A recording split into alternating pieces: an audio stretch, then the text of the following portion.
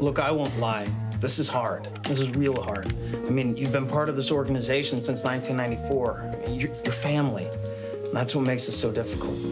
Ragnar, no more part of team? I'm sorry, but you will no longer be part of the Vikings organization, no. But Ragnar is Viking. It's just a whole violence against innocent people thing, you know? I mean, it's just so 900 years ago. It has no place in our organization, Ragnar.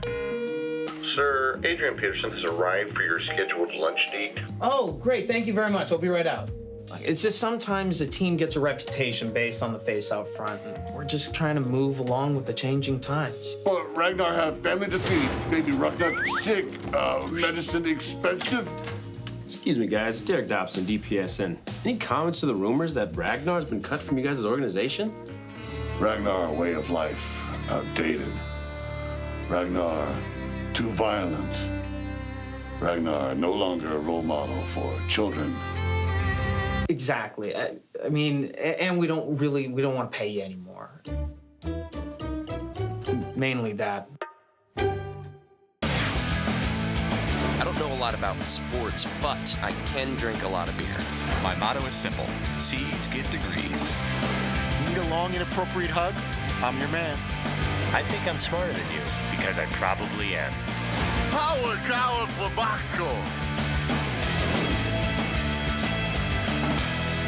Hello and welcome to the Box Score. I'm Brock in Los Angeles. They are the Danettes in Milford, Connecticut. Let's dive into last night's game. Now, last week, Washington was among the conversation of teams that could surprise. Today, of course, the football world has buried them alive. McLovin, what happened in just a week? Well, my theory is road teams on a Thursday night definitely struggle. Also, I thought Washington faced a really debilitated Rams team last week and was probably better than we thought. I would have been more helpful if I had said that. I did say it before the game, but I didn't really see that coming. But after it happened, I totally saw it coming. Does that ever happen to you guys? It happens to you all the time. Yeah, like after I see the game, I'm like, after the game I is saw played, that coming. It seems so obvious. Yes. You're like, duh, of course this is the way it was. Yeah. Did you think they were going to struggle that bad offensively, like to not get a first down for like the whole first quarter? I did. I didn't think it before the game, but after the game, I thought that I had thought that. And you may have thought that. Paulie, Washington isn't really seen as the ultimate destination for a free agent. What major sports franchise, would you least want to play for? Least? That's a good question. You know, it feels like the Oakland Raiders have never gotten with the times. They feel like a mom and pop organization, and this is not really where you could be that. The Oakland Raiders seem way behind that. Like when I watch them playing, and there's like the outline of a baseball field during their games, it just feels low rent. They haven't changed their uniforms because they probably just don't want to spend the money on a marketing team to look at new uniform options. They don't even feel cool anymore. The Raiders used to have a coolness to them that I don't even know if they have that. But their money is green. Yeah, but they don't spend it, which is well. Remember they signed Tuck and MJD. They threw out a lot to old veterans. Yeah. Who kind of cashed. They like to overspend on aging veterans, which is not something. Unless I'm that aging veteran, that'd be cool. That being said, the uniform is badass. I would wear that any day. Of course you would. Well, a guy who would gladly play for any team right now is Michael Sam. He's trying to crack an NFL roster. Of course, he joined the show today and talked about what he wished his advisors would have told him coming out of college. I had a game plan of when I graduated, when I came out on February 9th. I wanted to kind of push back that. And we came out a little too early for my taste. I wanted to come out after I made an NFL roster. But it wasn't supposed to be public, but it was just supposed to be to the team, as I did at University of Missouri. But certain things you can't always hope for you to get because certain things happen. A lot of media people already knew, and I think we have to push it back earlier than expected. Yeah, it was pretty clear right from when Michael Sam came out and then through the draft that he had a lot of sort of handlers and people, you know, his agent, a publicist or whatever, and a very sort of well-orchestrated, or, well, maybe not well-orchestrated, but a huge PR push that a lot of people thought maybe was a mistake. But, you know, it's tough to do something like come out in a planned way and not have it be too scripted, if that makes sense. I wonder if the people around him, agents, representative, or whatever, saw the NFL and said, hey, man, if he's the seventh round pick of the draft making $490,000 a year, I'm making 10% of that. That's not a lot of money. But if he signs with Oprah and has a book deal and a reality show and Dance with the Stars, that's where I can take this guy long term and make him a celeb, a cause, And that's the world that we live in, where you do that. Like with whatever you have going on, there is the book deal, the reality show, the whatever else coming with it. It could be so fleeting, you might no one's going to care about you I completely tomorrow. believe stuff like that, decision like that, kept him off an NFL roster. Yeah. It's apples and oranges with Tim Tebow, but I absolutely think Tebow, and it's the attention. Doesn't mean the reason for the attention is inconsequential, but the attention around Tebow, and it was not. I don't think it was Tim's fault. Was or Michael Sam's really. He's just listening to people who were probably older and he thought were wise. And NFL teams don't like 7th round picks with a lot of attention around. Right. It's just that simple. Yeah. Hey, Fritzy, do you think Sam will have a bigger impact with his football career or a future broadcasting career? I'm going to say football career. I'm not sure why I'm saying that. I don't know enough about him as far as what his broadcasting abilities are or will be. I know he's studying, and Dan was kind enough to say that he'd help him in any way he can to hone his skills or try to get him in the right direction, or at least field his questions on what he can expect pursuing that. But I'm going to hold out hope that somehow he'll get another opportunity next year, and a team will give him another shot, and at that time it'll be the right fit, which it wasn't obviously with the Rams or the Cowboys with the first two teams that he became affiliated with. Well, good luck to Mr. Sam in the future. I myself have been waiting for Dan Patrick to give me some advice other than get lost. I get it. All right, coming up, we're wearing Grandpa's tie on SportsCenter. You want to impress Grandpa? Pick him up in the Ram 1500 Eco Diesel. Take him out wherever he wants to go. You got plenty of mileage. It's the most fuel-efficient half-ton truck on the planet, and you can get him back to dinner just in time at 3 o'clock. Are you my grandson? Yes, of course I'm your grandson. More facts at ramtrucks.com. Guts, glory, Ram.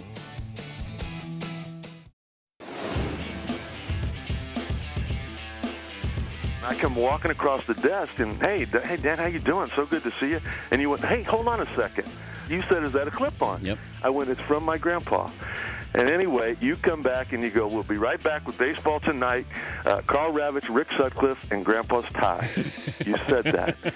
And my grandpa was watching. And I'm just telling you, it took the weight of the world off me. I said, there's no reason you can't have fun doing this. And 19 years later, you've created a monster. Let's tell more stories about how great I was, Rick. All right, we are back here. Guys, today's Paulie's Cubs quota was filled out when Rick Sutcliffe joined the show today.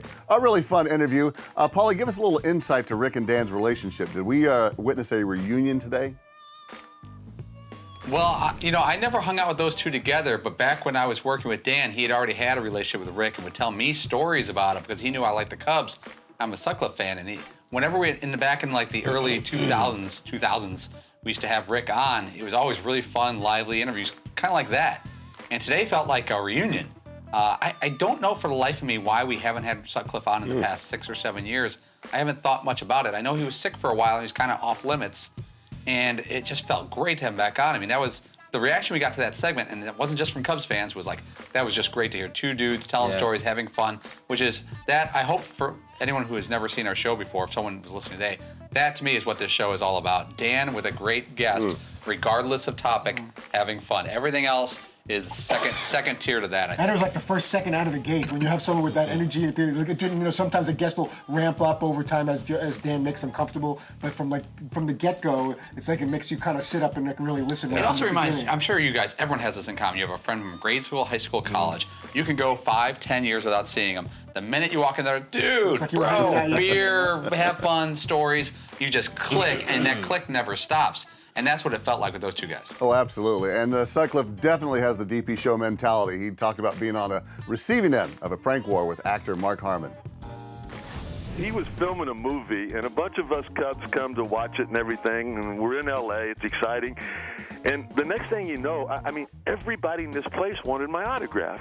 And I got to admit, my ego was a little bigger than it should have been. I'm like, wow, Sandberg and Greg Maddux, everybody's walking by, and they're all stopping me. And as we get ready to get in the van to go to the ballpark, I look in like this trash container, this big bin.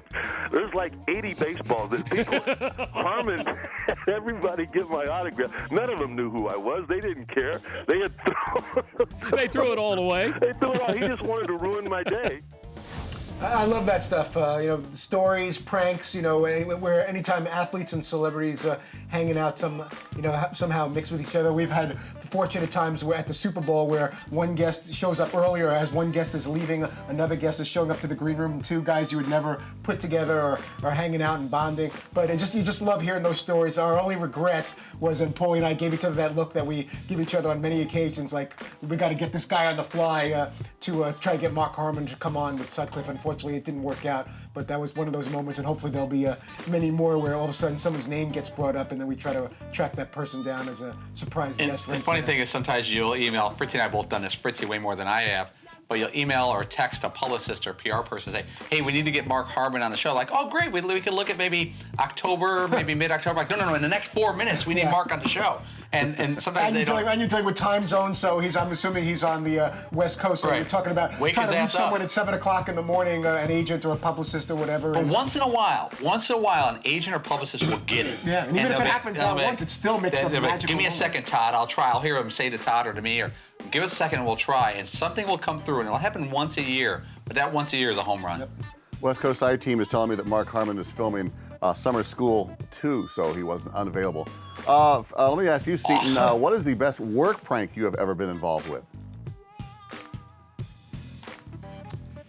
The best work prank I've ever been involved with. Well, we once actually got our very own two-a-days here. That was a lot of fun. It was his very first day here, excuse me, with the show, and we pulled a prank on him. I think it was Casey maybe that orchestrated this, or it certainly helped.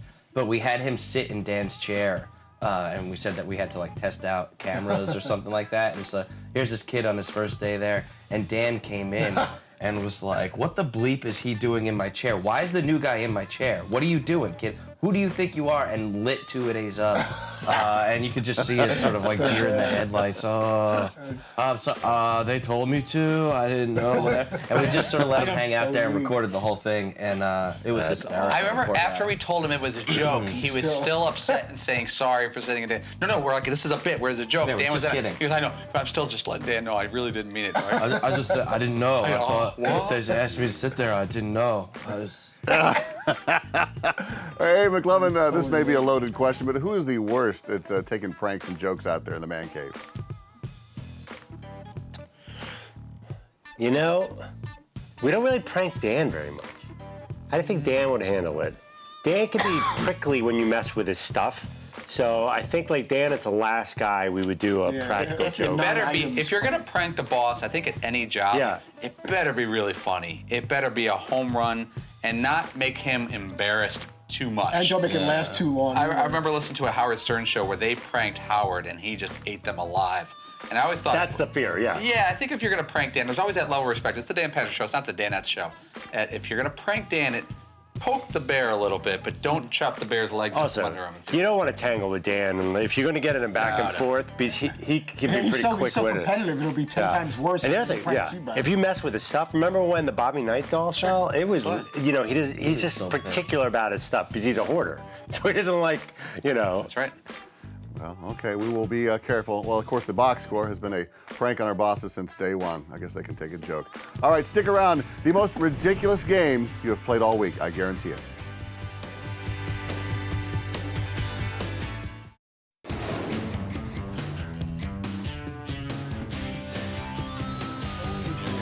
Oh, we are back here on the box score. It is an exciting weekend. The baseball playoff races are shaping up, so this weekend is an important one. And we also have a guest on American soil. That's right, the Pope himself.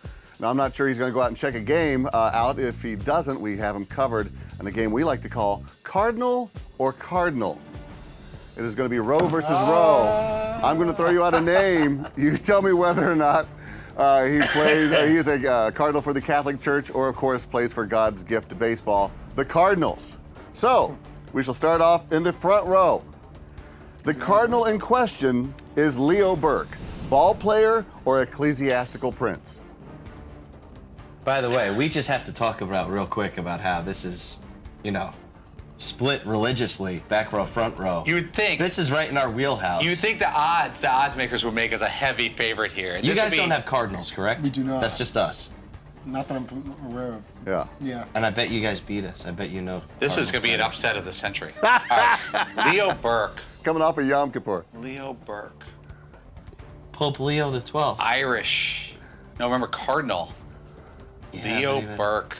I don't recognize that name as a Cardinal player. I'm going to go with Cardinal of the Church. Cardinal of the Church. Burke, Irish, I think increases your odds. Okay. Or was he the crafty left Is he? Yeah. Is he a Cardinal of the Church? Oh, are you kidding me? I'm sorry, he is wrong. He is a ball player. Played for the Cardinals, pitched in the late 90s. Back row, the Cardinal in question is Ricky Bottalico, ball player or ecclesiastical prince? It's definitely a player. Yeah, former Philly closer. Brewers too. He wasn't quite religious though, Ricky. I don't know if Ricky Bottalico ever got possible he promoted, left baseball to but go he was to the very ball. much a baseball Definitely player. a pitcher. What if he's now a Cardinal? Yeah. All right, awesome. is he a baseball player? Oh, the next one's Ozzie Smith. Yeah. He's like a five-time I'm sorry, I All-Star, mixed those Ricky up. Bottalico. Yeah, he pitched for the Cardinals in the late 90s. Front row, the Cardinal in question is Theodore McCarrick, ball player or ecclesiastical prince? Oh, he's definitely a Cardinal. Theodore screams ecclesiastical. McCarrick? All right, is he a Catholic Cardinal? You are correct. Hello, my high Current school Cardinal turned and into Cardinal Archbishop McCarrick High Emeritus School. of Washington, Hello. D.C. Great. All right, to the back row and the chosen ones. The Tommy Cardinal in question Willis is Benet. James Aducci, ball player or ecclesiastical prince? I think the way the game's been flowing, I think he's a Cardinal. A baseball player? No, Italian. religious So do I. Cardinal. Religious Cardinal. I'm not Father familiar with that Aducci? name. Yeah. Dooch was the curveball specialist. Father Was the Aducci. Duce a It Cardinal? went Andahar, Dooch. I'm sorry, he was a ball We got a player, tie Chicago game boy. Played for the Cards in Ken the Reed. 80s. I'm gonna get Ken Reed too. All right, front row, the Cardinal in question is Lubomir Hussar, ball player or ecclesiastical prince? Whoa. Rubomir. Lubo. That looks like one of those Oh, jumbles. Lubomir. That looks like that's not. You got to jumble up the name to get the real name. Fritzy's used Lubomir before. I have used Lubomir. Gave me a rash though. Lubomir Hussar. You know, I feel like that's got to be shortstop. man, I know the Cardinals pretty well. Utility infielder. Lubomir Hussar. We're gonna say he's a Cardinal ball player. Is he a Cardinal ball player? Oh, are you kidding me? Current Cardinal and Bishop Emeritus of the win, dude. Is this the Ukraine. last one? Hopefully. Gotta bring it home. And finally, Damn, back Lubomir. row. The Cardinal in question is Ozzie Smith. Leonard. Whitey Herzog. That's right, only one name, Leonard, a ball player or ecclesiastical prince? There can't be. There's no baseball player that just goes by the name. Yeah. We're gonna have to go religious figure, Cardinal as of the church, Leonard. Why couldn't we get a hint like that? Like, why could ours be Pius VIII as our hint? Yeah, I'll be like, oh, that's definitely a Yeah, it's Cardinal. not fair. Is he part of the Team The Vatican? left-hander, Pius VIII. You told you guys Eighth. it's not fair to you guys. Is he a religious cardinal? Pope Leonard. Oh, are you kidding me? What? Oh my There's an God. actual Yeah. player named just Leonard? No, he played for the Cardinals in that amazing Just- classic season of 1892. Oh my God. Nobody wins. I thought the Wait a guy. second, can I ask a question here, Brock? Yes, sir. You actually That's have confirmation this gentleman had no Probably. first or Probably. last name and he was just Just named went by Leonard? Leonard Just in drop it. 1800s? I Yes. wouldn't really worry Yes, too much about it. that is what I'm being told. Producers. Wow. Blah, That's blah, just the blah, way- blah. Fascinating. Yeah, that's That's how they did things in the 1800s. So, I'm sorry. I think the back row Awesome. won, right? They got one Leonard. correct, right? Just Leonard. Oh, we all lose. We It got was a- I think it's a tie. Yeah, it was a tie. all right, Tie no goes one to the wins. Catholics. All right, don't go away. We're going to do another round of football night in America. See if Seton and Paula can pull away. All right, don't go away. This is the box score, and we are taking a break to remind you that the Ram 15 or the Ram Heavy Duty, with its best-in-class towing, torque, and horsepower, doesn't need one. Guts, glory, Ram.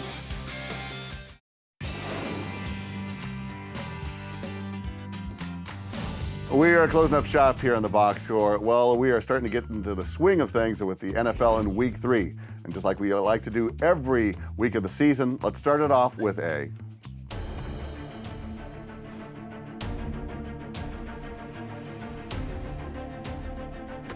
The Dan at Football Night in America Challenge. All right, this weekend we can see some major separation with Seton and Paulie in the lead with 3. McLovin has 3, or they have 5. McLovin has 3, and Todd and I are in the cellar with 0. Now, this Sunday night's game is the Broncos at the Lions, so they will have 2 of the best receivers in the game, Emmanuel Sanders and Calvin Johnson. So let's start with Fritzy. Between Sanders and Calvin, who gets more yardage and how much? Because he's on my FanDuel team and because I'm obviously a Bronco bias, I'm going to go Emmanuel Sanders. And you want to know touchdowns, receiving yards? What are we doing? Yardage.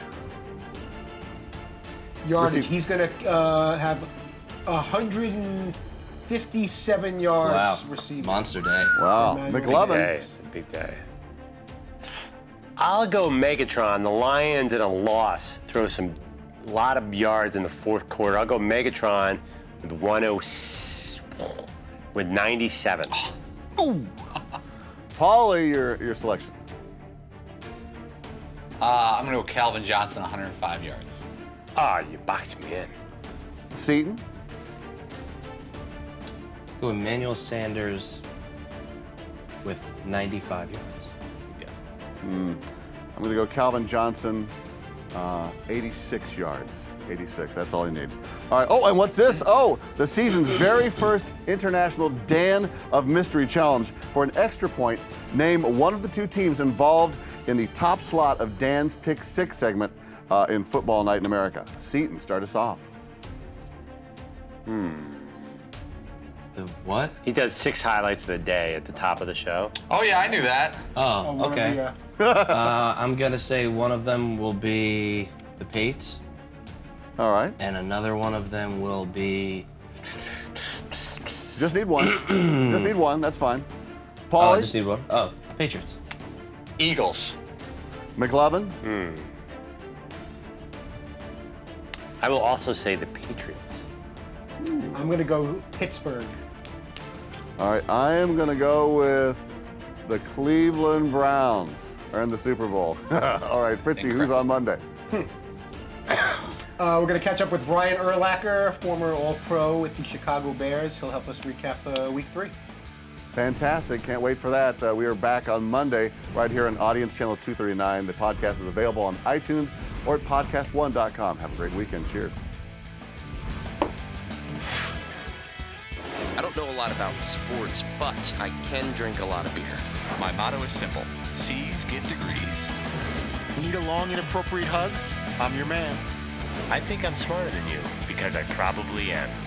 Hey! Thanks for watching the box score. Holy cow!